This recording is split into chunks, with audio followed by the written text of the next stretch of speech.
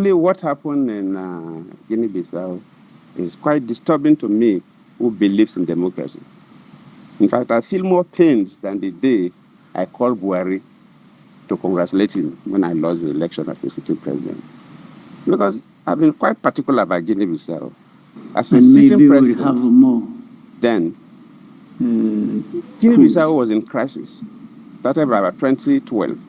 By 2011, we have to go physically. We worked with them and made sure that by 2014, 2013, elections were conducted. In fact, it was so bad the day that I learned that the military man went to the office of the prime minister and slapped the prime minister in the office. It was that bad. And what is happening is like we are going back to those dark days of Guinea-Bissau, where the military can do whatever they think they can do. It's totally not acceptable. The elections were done peacefully. We were in the field. I was a part of the West African Elders Forum. Normally, we are not co-observers, so we didn't deploy observation teams across, but we observed within Bissau, the capital, and the neighboring settlements. But during the meeting of all heads of observation missions, and they gave accounts of all the observers gave their account. Nobody gave something different. The elections were peaceful. Counting of results at the polling units peacefully done. The conduct of the electoral officials, the security, the party agents, the voters. It was a good election, and one expected the result to be announced. Then while they were collating the results, then they are finished collating results. You know, results are, for presidential election are collated at different levels. That's right. The 9 regions, results were ready. So they were collating them at the capital. And when they were almost through, and we're all waiting for the result to be announced, then Embaló announced that there's a coup, that they have taken over, they have arrested him. But from all indications, nobody arrested him. My conviction is that, and my charge to ECOWAS and AU is that they must announce that result. They have the results because AU and ECOWAS officials were at all the regions when the results were collated. They cannot change those results. They should tally all those results and announce. They cannot force the military out, but they must announce, let the world know who won that election. Let the world know who won that election. And they owe the world that responsibility. Similar thing happened in Côte d'Ivoire when I was the chair of the Authority of Heads of State and Government of ECOWAS. When in 2010 we had elections in Côte d'Ivoire, Gbagbo was the sitting president. At the first round, Gbagbo got 40-something% of the votes. Ouattara got 30-something% of the votes. And their law, you must get 50% of the votes plus 1 at least. Democracy is about majority. You must get a simple majority to be the president. So they have to go for a second round. And when they went for the second round, all those other candidates that lost now supported Ouattara. And Ouattara now got more votes than Gbagbo. And Gbagbo said he was not going, that he won the election. How can somebody who had something now come and defeat him? But that is a law. Then all the observers in the international community say it was Ouattara won the election. Then we ECOWAS say, well, you're our colleague, but you have to go. If the observers, everybody say, Ouattara won the election, Ouattara must be sworn in as the president of Côte d'Ivoire. I stood my ground as the chair of the Authority of Heads of State and Government of ECOWAS, and Ouattara was sworn in. So, the leadership of ECOWAS, luckily, Madabio was a former military man himself, so he should be courageous.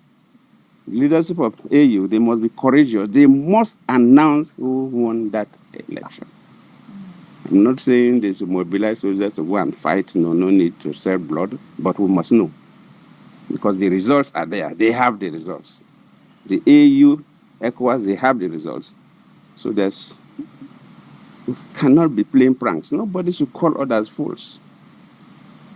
There's no way they remove a military coup. Military coup at the time they want to announce the result. How? And the president was the person who announced the coup. It doesn't happen anywhere. Well, you people are too young, so you didn't know what used to happen in Nigeria. We're a country that witnessed a series of coups before. So it doesn't happen. No, that's traditional. Because ECOWAS, though, if you follow the history of ECOWAS started when a number of West African countries had military leaders. But later on, when leaders now see that for your economy, ECOWAS is economic community, the emphasis was the economy. But for you to develop your economy, you must be politically stable. So protocols were changed, and we agree that in ECOWAS, we must not go back to military rule. We must not go back to military dictatorship. We must embrace democracy. And since the change of protocols, if any country, a military takeover, that country is suspended. It's natural. So we expect that, and they knew it was going to happen. So it's not strange.